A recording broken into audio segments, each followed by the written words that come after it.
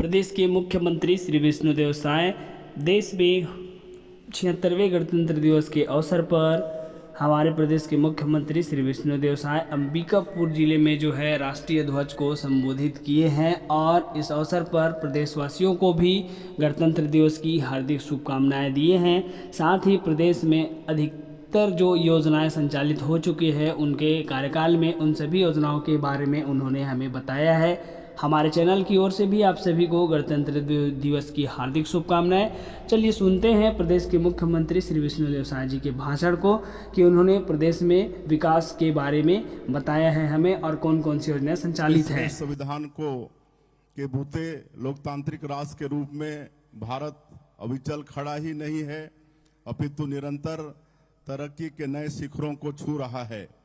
भारत का संविधान एक पवित्र दस्तावेज है। यह वसुधैव कुटुंबकम की भावना से प्रेरित है। इसे एक ऐसे राष्ट्र के नागरिकों ने तैयार किया है जिनकी भावनाओं के मूल में विश्व बंधुत्व और मानव कल्याण की सोच है। हमारी आज़ादी की लड़ाई की सोच हमारे संविधान में पूरी तरह से झलकती है। बाबा साहेब डॉक्टर भीमराव अंबेडकर के नेतृत्व में जब हमारे छत्तीसगढ़ से संविधान निर्मात्री समिति के सदस्य संविधान तैयार कर रहे थे, तब निश्चय ही उनके सामने बाबा गुरु घासीदास जी के समतामूलक संदेश, शहीद वीर नारायण सिंह जी के संघर्ष की गाथा और पंडित सुंदरलाल शर्मा जी का छुआछूत विरोधी संघर्ष जैसे आदर्श रहे होंगे। इन सभी के विचारों को बाबा साहेब ने अंतिम ड्राफ्ट के रूप में बहुत सुंदरता से पिरोया था। इस गणतंत्र की धरोहर को सुरक्षित रखने और सहेजने संवारने की जिम्मेदारी हमारी और भावी पीढ़ी के हाथों में है। हमारा गणतंत्र हमें सत्यमेव जयते की सीख देता है। मुंडकोपनिषद का यह सूत्र वाक्य हमें बताता है कि अंधेरा कितना भी घना क्यों न हो, हमें उम्मीद नहीं छोड़नी चाहिए। अंततः विजय सत्य की ही होती है। हमारे गणतंत्र की इस भावना की विजय हमने गंभीर नक्सलग्रस्त इलाकों में देखी है।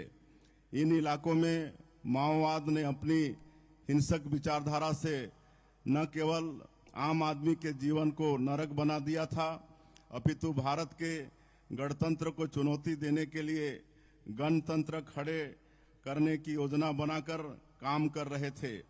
हमारे सुरक्षा बलों का इनसे लगातार संघर्ष चल रहा है।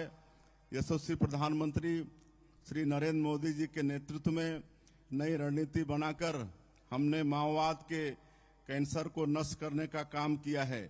इस कैंसर को नष्ट करने के लिए जरूरी था कि इसकी जड़ों पर प्रहार किया जाए।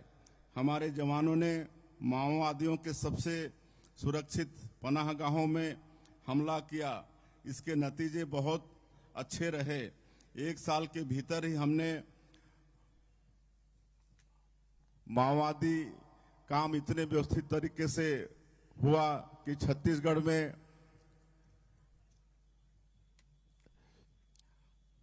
ओलंपिक का आयोजन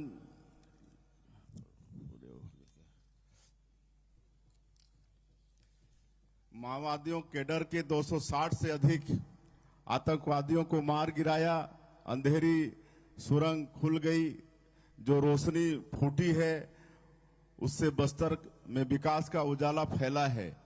जब केंद्रीय गृह मंत्री श्री अमित शाह जी पिछले महीने छत्तीसगढ़ आए तो बस्तर की इसी धरती में ग्राम गुंडम की एक बुजुर्ग माँ उनके पास आई। माताजी ने उन्हें वनोपजों की टोकरी भेंट की और कहा कि माओवाद को पूरी तरह से नष्ट कर दीजिए।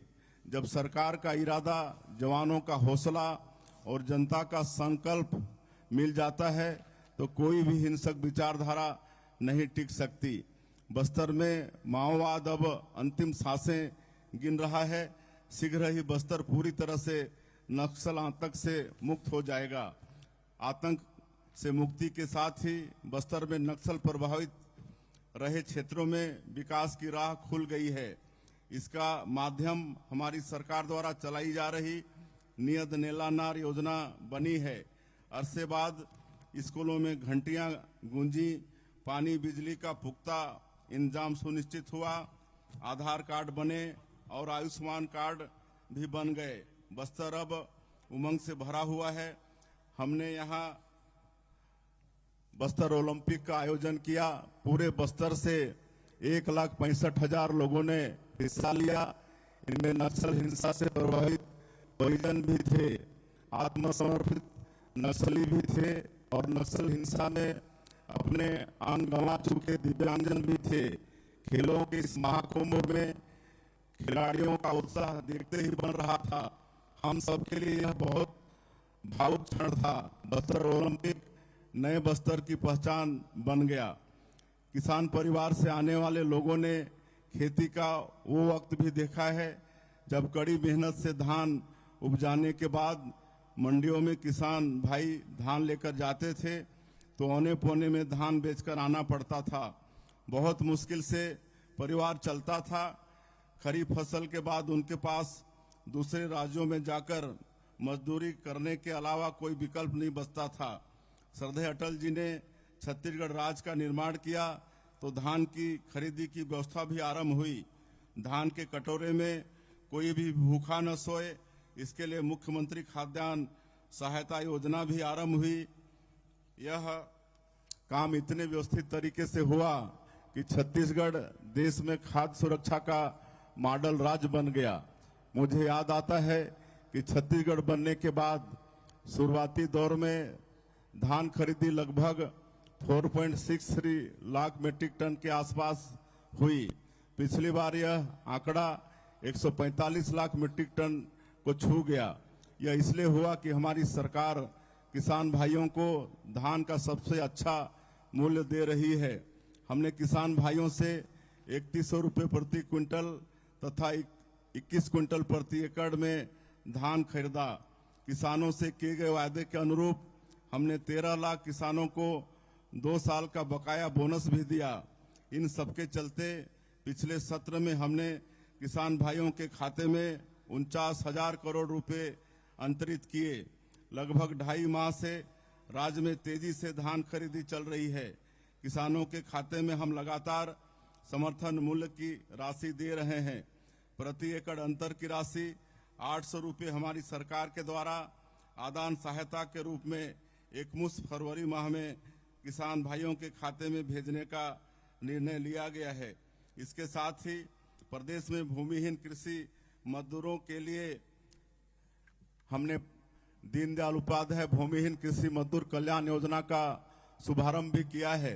इसके अंतर्गत हम 5,62,000 भूमिहीन कृषकों को 10,000 रुपये सालाना प्रदान कर रहे हैं। यह शुभ संकल्पों और अच्छी नियत का प्रतिफल है।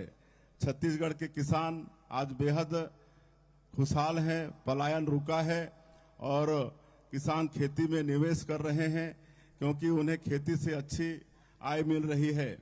डबल इंजन की सरकार किसानों को फसल का उचित मूल्य दिलाने के साथ ही खेती को हाईटेक करने का कार्य भी कर रही है। अब खेतों में कीटनाशकों का छिड़काव ड्रोन दीदी के हाथों हो रहा है। घंटों का काम ड्रोन दीदी का ड्रोन मिनटों में कर देता है। आपने इधर के वर्षों में देखा होगा कि जलवायु परिवर्तन तेजी से हो रहा है।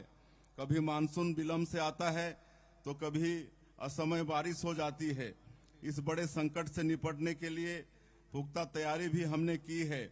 हमने ऐसे बीज तैयार किए हैं जो क्लाइमेट चेंज की चुनौती से निपटने में सक्षम हैं। एफपीओ के माध्यम से किसानों के लिए नए उद्यम के रास्ते हमने खोल दिए हैं। हमारे यशस्वी प्रधानमंत्री श्री नरेंद्र मोदी जी हमेशा कहते हैं कि हमें किसानों की आय दोगुनी करनी है तो पशुपालन को बढ़ावा देना होगा। हम सबने सहकारिता में अमूल का प्रयोग देखा है। भारत में एनडीडीबी अर्थात नेशनल डेयरी डेवलपमेंट बोर्ड के माध्यम से अमूल के रूप में श्वेत क्रांति की, छत्तीसगढ़ में भी श्वेत क्रांति की राह हमने खोल दी है। बीते महीने हमने एनडीडीबी के साथ एमओयू किया है। इस एमओयू के माध्यम से छत्तीसगढ़ दुग्ध महासंघ से जुड़ी समितियों को तकनीकी जानकारी एवं प्रशिक्षण दिया जाएगा। अभी प्रदेश में दुग्ध उत्पादन के लिए 621 सहकारी समितियां काम कर रही हैं। अब 3200 नई सहकारी समितियां बनेंगी।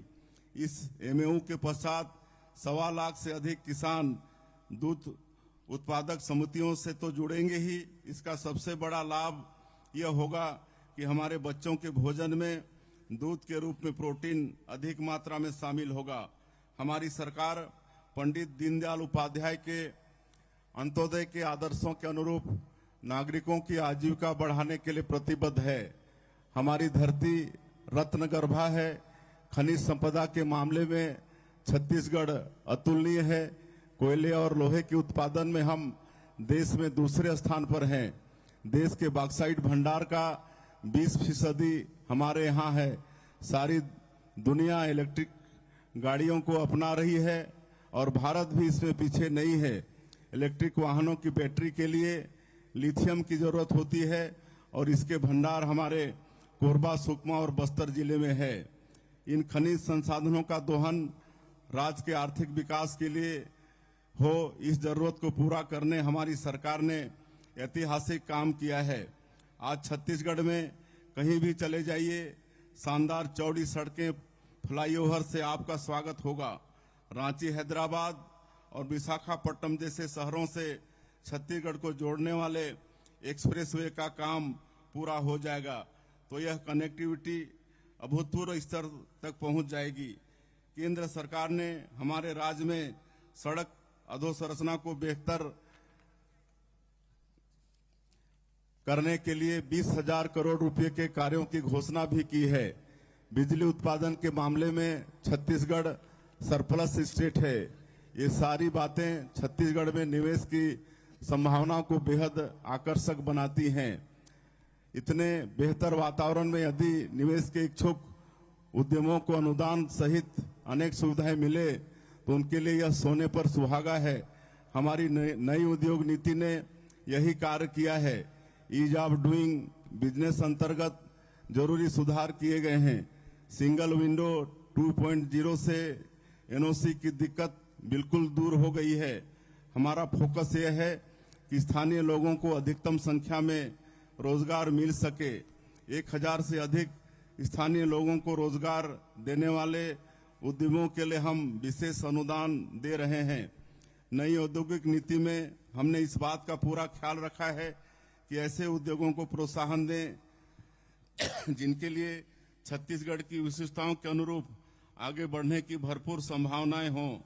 क्लाइमेट चेंज की चुनौतियों से निपटने के लिए मोदी जी ने वर्ष 2070 तक शून्य कार्बन उत्सर्जन। तो भाई बहनों, आपने अभी सुना कि प्रदेश के मुख्यमंत्री श्री विष्णुदेव साय ने कैसे प्रदेश में हो रही चहुमुखी विकास के बारे में बताया कि प्रदेश के सभी भूमिहीनों को 10-10 हज़ार रुपये की राशि जो है उन्होंने ट्रांसफ़र कर दी है। इसके अलावा प्रदेश में सभी किसानों को 800 रुपये प्रति क्विंटल जो अंतर की राशि है एमएसपी के बाद, उसको भी बहुत जल्द देने वाले हैं। यह दूसरा वर्ष होगा जब प्रदेश की सरकार ऐसा कर रही है। इसके अलावा प्रदेश में सभी महिलाओं को 12,000 रुपये सालाना महतारी वंदन योजना के तहत प्रति माह 1,000 रुपये की राशि दी जा रही है। इसी तरह से प्रदेश में शिक्षा स्तर को अच्छा करने के लिए नई शिक्षा नीति भी लागू की गई है। प्रधानमंत्री आवास के लिए यहाँ पर सेल्फ सर्वे का जो प्रोसेस है वो भी पूरे भारत में चालू हो गया है। तो इस तरह से जो है प्रदेश में भारतीय जनता पार्टी की सरकार द्वारा हो रही सभी विकासों के बारे में प्रदेश के मुख्यमंत्री ने गणतंत्र दिवस के अवसर पर बताया है।